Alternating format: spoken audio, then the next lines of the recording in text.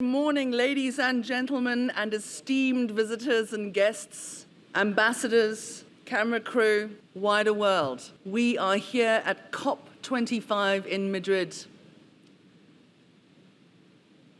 My name is Melanie Harwood, and I am the co-founder and co-creator of Educate Global.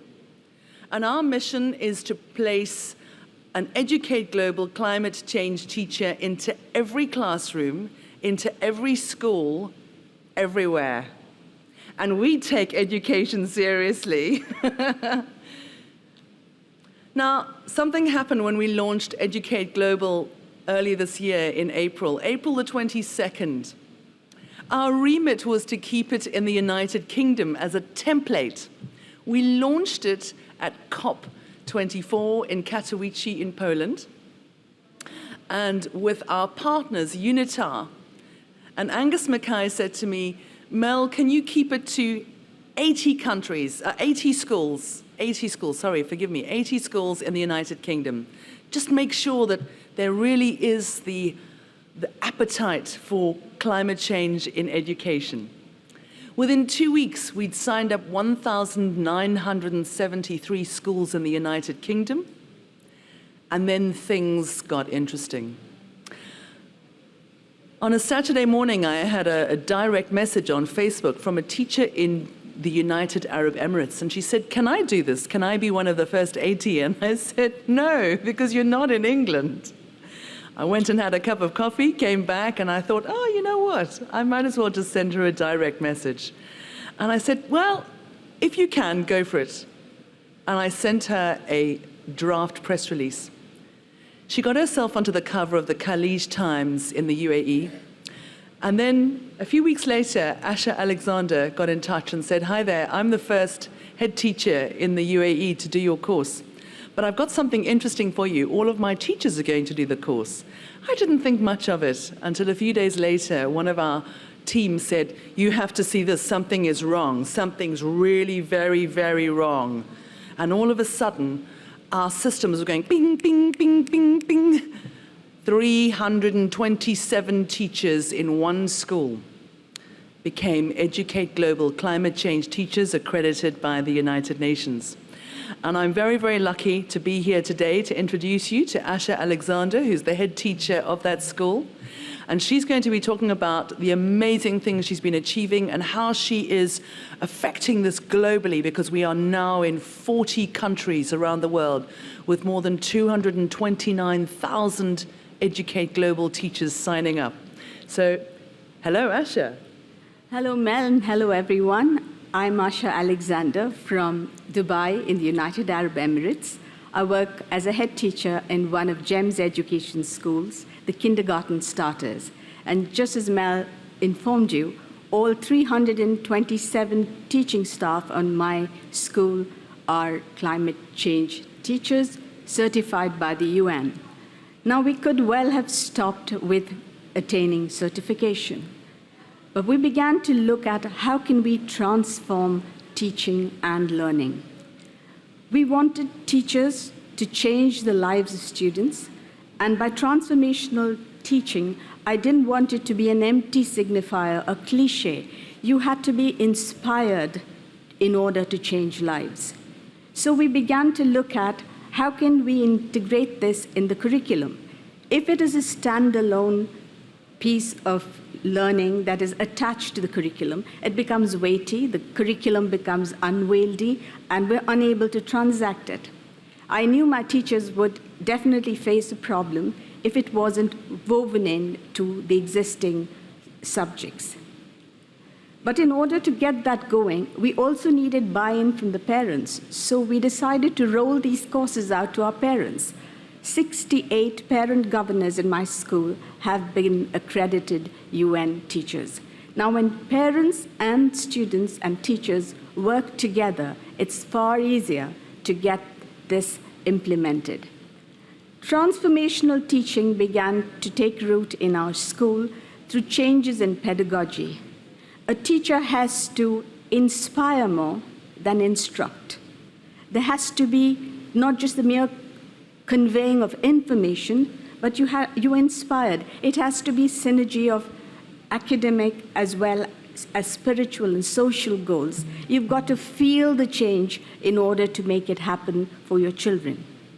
So transformational teaching in our school began with teachers being inspired and teachers wishing to make changes in the lives of children. And that was very, very important to us. So we began to look at how can we create lesson plans that connect the children to experiential learning and not just make them literate. Most of what we do in schools is to make sure that children are literate. Literacy is not enough. Climate literacy is not enough. Students have to be educated. They need to apply that learning in the real context somewhere in the world. So I would like to show you a brief video on how this is happening at our school. The curriculum should steer away from departmentalization and head towards being more holistic with meaningful connections. At KGS, real-world themes like forensic science, climate literacy, and space exploration are the need of the hour and are embedded within the curriculum to provide a highly contextualized setting for multisensory and extensive learning. I can relate the sea level rise to the recent floods that happened in Kerala and Mumbai last year. And I didn't know climate change was so frightening. This integrative education practice is not only a hands-on participatory approach, but is also poised to situate languages, mathematics, science, and even liberal arts in a broader cross-disciplinary framework. Sustainable cities are the need of the hour. With us approaching Expo 2020 and a future where natural resources are depleting, we are hoping that AI and robotics will help us develop a cleaner and long-lasting environment to live in. So this is some of the examples of teaching that's happening. Children are learning about climate change through robotics, designing real-life solutions for problems that arise. Many of our children actually experience floods in their native state of Kerala in India, which was unprecedented and had never occurred in the many years that their parents were alive as well. And people were trapped in their houses. They had to be rowed out in boats. So children came back with stories of actually experiencing the changes that climate had brought about. So they were able to relate to these experiences very well.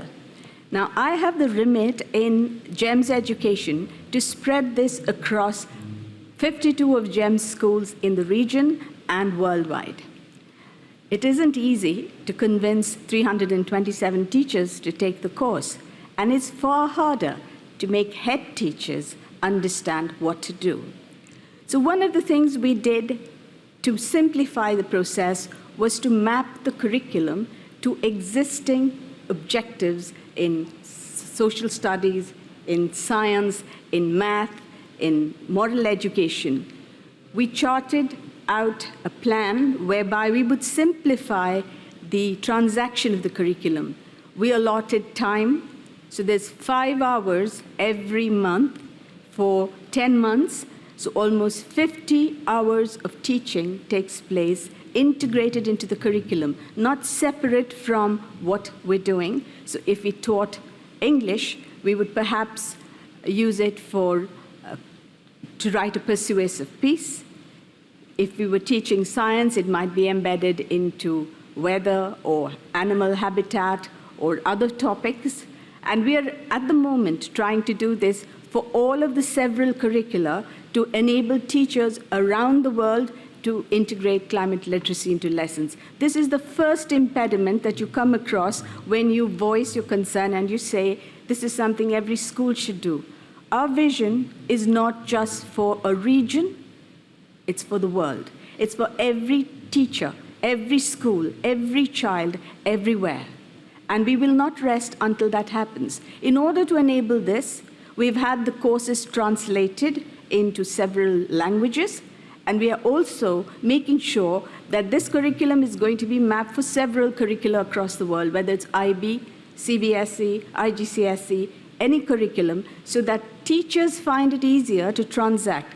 You will see there's a blue link against, they're all hyperlinked lessons enabling a teacher to just go in and click on that link, and the lesson is downloaded, so the teacher is able to transact with a very minimal effort. We are enabling teachers to build curriculum and enable teachers to build their lesson plans, which are all uploaded on the Educate Global site. And it's all for free. So there shouldn't be any reason why teachers and head teachers do not embrace this transformational teaching that's happening. When I talk of this, we've given plenty of opportunities to children within the classes, within their school system, to apply their learning. And here's another short video of children using this learning in their surroundings in school. In KGS, we are going and we are collecting wet waste and giving it to the plants so it's not dumped in the sea. The compost machine donated to our school by Dulsco helps us segregate wet waste from dry waste.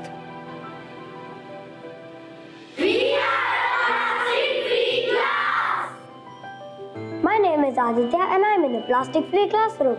A plastic-free classroom includes glass and steel, water bottles and tiffin boxes. We are doing this because plastic takes a lot of time to get decomposed and is bad for environments, habitats and wildlife. Today during Right to Read, we read a book about climate change. In the book, I saw children picking up garbage from the roads, trying to stop pollution. So I request you all to stop the use of plastic and give climate literacy lessons in all schools so that my generation could have a better place to live in. When you integrate climate literacy in every subject, in every bit of the curriculum, yesterday I had a very interesting conversation with a teacher from Mexico, and she said, in my school, they treat it as co-curricular. There's nothing co-curricular. The curriculum evolves around your child. It evolves around your societies, and it should not be dictated by boards. One of the things as a head teacher that I did was to be disruptive. I didn't wait for my board or my education providers to tell me that I needed to teach climate literacy. I felt the need to do so, and I wasn't making any excuses. You need to be brave in order to face up and not provide excuses when it comes to integrating climate literacy. There are so many reasons which we give ourselves as to why we cannot do something. And yet, there is so much that we can do every single day, and it all adds up. If you're waiting for leaders to make the change, there's no savior coming to save us. We are our saviors. We are the people who have to fight the fight. And therefore, I advocate a movement, a revolution from the ground up. The only thing, the only solution that is long-lasting and will make an impact on this world is education. Raising awareness, actually being the change that you wish to see in the world. You have to make sure that this change is lasting. We haven't embraced this for a short while. We haven't embraced this for a year or to come here for COP25 or at Expo 2020 in Dubai. This is a change that is going to last as long as we live, because I am concerned about the future of my children, my grandchildren, all of the 5,000 children who study in my school and their futures. If as educators and as adults, we are expecting someone else to find the solution, I think that is an extremely wrong thing to do. We gather together at COP and other forums to discuss. We share. And my hope is that what I have brought to you today will go into classrooms all over the world. This course is for free. People complain about money and financing and getting the funds. The course is free for you to do. If you have the will, your country has the will, your teachers have the will, your head teachers have the will, you can inspire every child, and through every child, every parent in the community. We were part of a research project by Harvard called Project Zero, and we were researching about creating communities of innovation. And I've actually feel that I've led from there to this, because the first thing we did in our research was to open doors. In our school, every parent can book a lesson, walk into the school, and see how lessons are being taught in that school.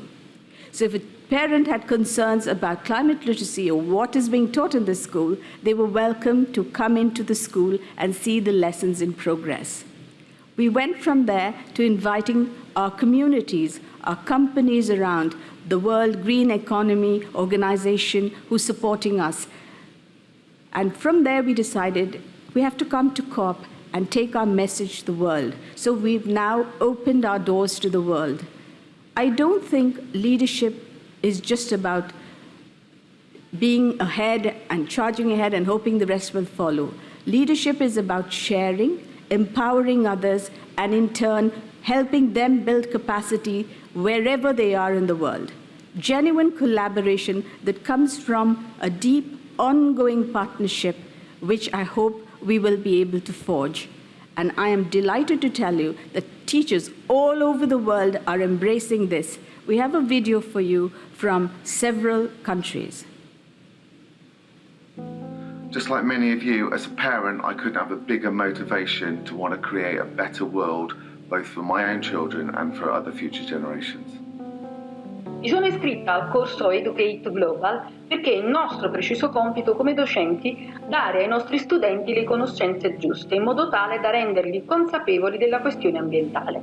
I nostri ragazzi hanno bisogno di poter prendere delle decisioni informate, decisioni che avranno un impatto sul loro futuro.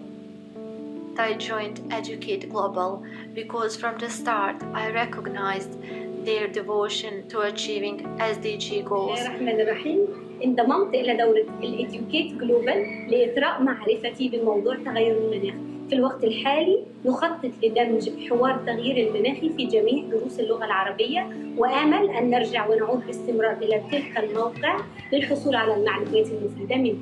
Being part of the Educate Global group means that I'm able to share resources and ideas with people from all around the globe so we can work together on this vital issue. Educate Global is very important to every single teacher. Mi chiamo Patrizia Petino e sono una docente accreditata per il cambiamento climatico. My name's Johnny Friend and I'm an Educate Global climate change teacher. I'm Bojana Bogojevic and I'm speaking from Belgrade, capital of Republic of Serbia. Melody, would you like to share? So Educate Global has 5 phases. I'm just going to outline the first 2 for you. Phase 1, we make the Educate Global full Educate Global climate change teacher course available online. It's fully funded. I've funded it personally myself to this point, and we are now in talks with countries, regions, to be rolling this out as well, to be supporting us. You can't just give a teacher a lesson plan and say, there you go and teach this. You have to give them the confidence to be able to deliver this content that they don't feel lost and alone. This is a frightening subject. You only have to walk around here to listen to some of these talks and you just feel very depressed and very low. It's depressing. So you have to give teachers this powerful knowledge and confidence, so that when they are then given access to the Educate Global social site, which is currently I think it's in 190 languages, Tim? How many languages? 190 languages. You can translate all of the content, and it's all United Nations content. It's from more than 192 UN partners. It's good stuff in there. When we first launched this course, I didn't think anybody would join us. And I got a phone call from Dr. Ben King, a teacher in Churston Ferrers in Devon, and he said, do you know what you've got inside here? I said, no. And he said, we've been looking for these case studies for 30 years. And that's it. Teachers are looking for fantastic content. You give them great quality content, you map the curriculum, we work together. All of these leaders are coming out. The Asha Alexanders in the Middle East, the Ben Kings and Merrill Batchelders in the United Kingdom. We've got teachers all over the world. Those are just a smattering of them. In under 6 months, this has gone viral. We've taken a small UN website and it has become the most successful education site in the history of the UN. My remit was 80 schools. I rest my case. If I'm here at COP25 6 months later, and we are in thousands of schools, we can be everywhere within 6 months with your help. We need for you to go back to your governments, your leaders, and to ask them to get in touch with us so that we can provide your country with its very own Educate Global portal on the equivalent of your Department for Education website, and then we can support it in your country, in your language. What has been very interesting for us is that the teachers have come together with Tim Collins, who's our CTO and our amazing polymath, and they've been mapping out this entire program into, I think it's more than 25 international languages to begin with. So your school has translated it into Arabic. The World Green Energy Organization, we met with Dr. Issa Bastaki, and we've shown him what we can do, what we can provide, and how Asha is going to deliver this into every school throughout the UAE. This is not just for private independent schools. This is for every single education outlet on the planet. This is action, real action, because when you see what happens to a community, when you see what happens when these children join forces and go back and teach their parents, teachers don't just teach children. They indirectly teach entire communities. It transforms communities.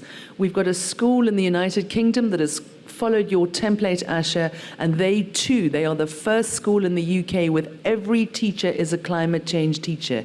And Fiona Cowan is joining us next week. She's going to come and show us what it has done to her community, a community that is struggling financially. It was a coal-driven community in Derbyshire. It has transformed that community.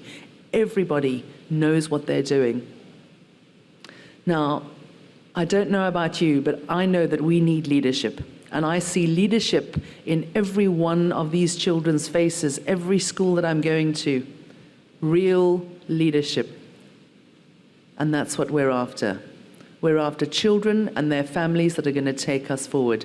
So please, any questions, anything at all? Yes, sir. Thank you very much. This is quite interesting, and it blends well with what we are doing in Zimbabwe. I'm from Zimbabwe. I'm Tatenda.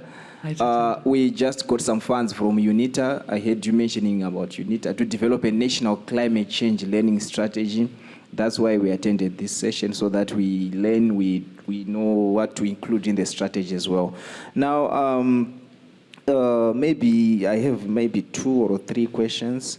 In terms of translating the material to local languages, you said you can support that? Yes, I think that's quite interesting. We can work with your government. Yes. And then we find the teachers in your region in the different languages, and we put a strategy together, and we can apply for development aid or funding, green funding, and we can build that very quickly. Asha's team put the Arabic version together in 3 weeks, and then we just get it and we make sure that it is correct, and we can build that portal for you on your country's website. Okay, wow, that's quite interesting. Now, coming back to my next question, what is the scope of this program?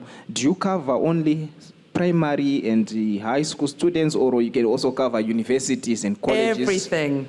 We go right from preschool. We have preschool right through to primary, middle school, secondary school, high school, further education. We are in colleges. We are even now 11 teaching universities in the United Kingdom are pushing forward their Bachelor of Education teachers and their PGCE students through the Educate Global program. So remember I said 5 phases. Phase 1, educate the teachers, upskill the teachers. Yes. Phase 2, provide them with the lesson mapping, the planning, with hundreds of lessons. All climate change has to be interweaved as if it's a golden thread right throughout your curriculum, right through from PE, little children, right up to the oldest. We've even got oldies like me doing it. And there are 5 courses to begin with. It's children and climate change, human health and climate change, gender and environment, international legal regime, and my favorite is cities and climate change. Okay. Yeah, that's quite interesting. I heard you mentioning about being accredited, coming to become a United Nations teacher, climate change teacher. That's right. How do one do that? What is the process? We will have a chat with you. You log on to educateglobal.org, so it's www.educate with a double C, EDUCCATE global.org. And we have a registration process there. You log into the site, you register, and then you do 5 chosen courses that we have put together from the UNCC Learn outline. You complete those, and then you come back to us, and we fully accredit you, as long as you have a school email address. So that is something that we're finding a bit of a challenge in China. We've had 700 schools from China sign up last week. We had 6 teachers from Ethiopia, 6 head teachers signed up last weekend from Ethiopia. It's coming. We have an average of 77 schools signing up an hour. So we'll get you through that process. All you have to do is get in touch with us. Let's have a meeting with your education minister, with your foreign ministers. Yes. Let's get going. Yes. Let's get going today. You're not leaving here until we've sealed the deal. Unfortunately, my education minister is not around, but there is a representative That's okay. from You the and I education can shake ministry. on it. Even myself, I'm the one coordinating the climate change learning strategy project development process, so it's fine. We can We'll have do a it. chat. Right. We'll Cheers. do it. Thank you. Thank you so much. Good morning. Good morning. My name is Maria Gosa, I'm also from Zimbabwe. I wanted to find out, this is quite very interesting and very challenging for us, because we feel that we need something like this back at home. But my question is, the content which you have, do you modify it to suit the different agroecological zones? Because climate change in our country is impacting different areas of the country differently. So if we are to make it relevant, the education has to, be aligned to the local niche conditions. Absolutely. I agree. What you need to do is, the courses may be general in nature, the lesson plans may be generic, but they are tweaked according to your circumstances. When I say curriculum is everything that happens to a child in the school. It's the sum total of the experiences the child has. And the most relevant experiences are those that happen around the child. So the teacher adapts the curriculum to the needs of the child. So if you are in Italy, it may be different. If you're in Belize, you're different. If you're in Zimbabwe, you might want to look. But personally, I think all of our children should have an understanding of all the climate-related emergencies across the world as well. It's fine to educate children about their immediate surroundings, because that's where they can apply their learning. But there is a very felt need that it should go past all boundaries, and children should start thinking and acting like global citizens. Thank you so very much. If you have any questions, please do get in touch with us. We will be here afterwards. Or you can come and meet us at the UNITAR stand next week. We'll be here. But you can't miss us. We're the ones singing all over the place. Everybody's looking very glum. We're the ones singing every morning. And we're in Spain. We have to give each other kisses on both cheeks. So thank you very, very much for having us. And we'll see you all again next time. Thank you. Thank you.